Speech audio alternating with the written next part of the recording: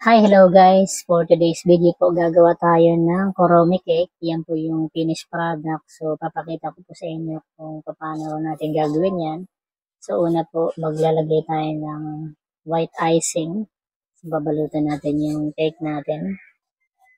So, yan. So, yan. Yan lang po ang pag basic na pag-icing para makubera natin yung cake ng white before po natin patungan yung color purple. So, yan guys.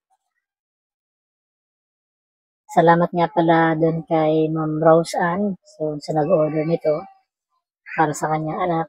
And yan, papatungan na po natin siya ng second coating which is yung actual color na po ng icing.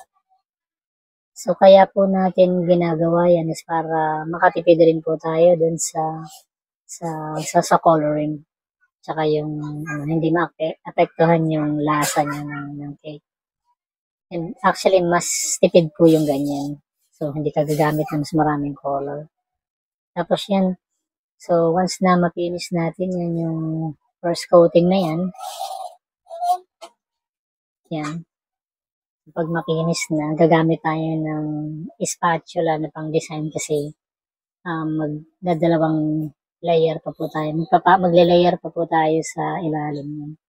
So, yan po yung ginamit natin. Mabibili nyo rin po yan online. So, para magkaroon siya ng straight line na design. So, hindi nyo na kailangan mag-manual. So, yan, tapos linagyan lang natin ng icing sa ilalim. Tapos, yan, pinaikutan natin. So, parang may 2 layers siya.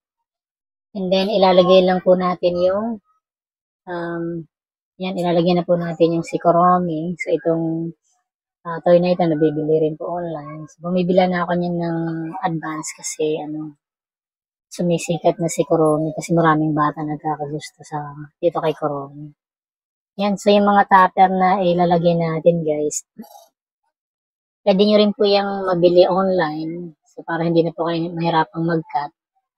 And kung hindi naman kayo makapag-order, pwede naman kayo magpa-print yan sa mga malapit na computer shop sa inyo. Pero kasi syempre pag nag-print kanyan, yung paper minsan manipis, depende po kung ano available. Pero kasi sa online, maganda yung mga cuts nila. So, hindi ka na magmamana-mana magkakat. So, yan, ilalagay lang natin yung design. So, random lang naman yan. So, para maganda tingnan. So, ayan. Ayan, so halos kompleto na siya. Ayan, so buo na po yung cake natin. And thank you so much guys for watching yung mga video natin. And then, huwag kalimutan po mag-subscribe para po ma-notify kayo sa mga bago pang mga video na mga ilalabas natin. Thank you. Salamat.